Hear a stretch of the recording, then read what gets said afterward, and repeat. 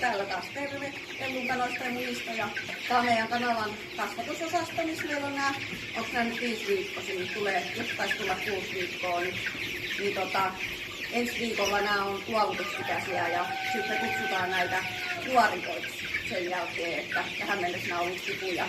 Täällä kasvatusosastolla niin me seurataan tätä lämpötilaa tarkkaan.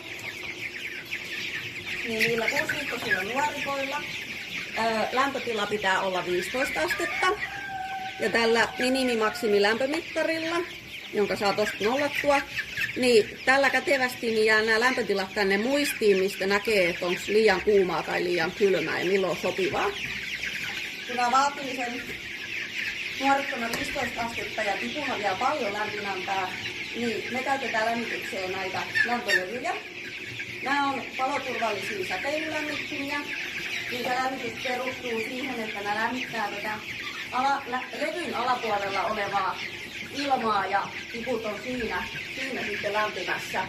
Niiden tarkoituskaan ei ole lämmittää välttämättä tätä koko kanalaa, vaan sitten alla just mistä nämä oleskelee. Me käytetään näitä 600 wattin tehokkaita isoja lämpölevyjä. Mä oon näihin tosi tyytyväinen, kun lämpölamppuja me ei käytetä niiden paloturvallisuuden ja niiden epävarmuuden vuoksi. Nämä on hyvin toimintavarmoja. Sitten meillä on lisänä on tuollainen 3 kW rakennuspuhalin, joka on myöskin riittävän IP-suojattu, mutta se on ihan hirveä sähkösyöppö, niin nämä lämpölevyt on paljon parempia. Tämä lämpölevy asennetaan näissä nämä ketjut, mitä asennetaan ihan kattoon roikkumaan tuonne loukkuun ja sitten korkeus valitaan itse ja säädetään. Meillä on aina niin, että toinen pää on alempana, niin sitten tiput voi valita, että haluaisi ne olla täällä lämpimämmässä. Ja toinen pää on korkeammalla, jolloin tässä ei pysty istumaan, kun tää on näin inossa.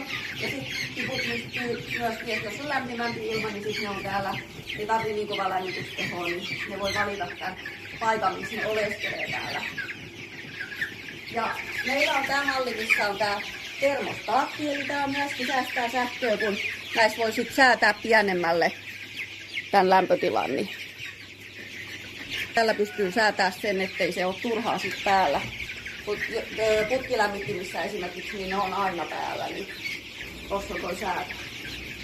Kiinnosta, terve!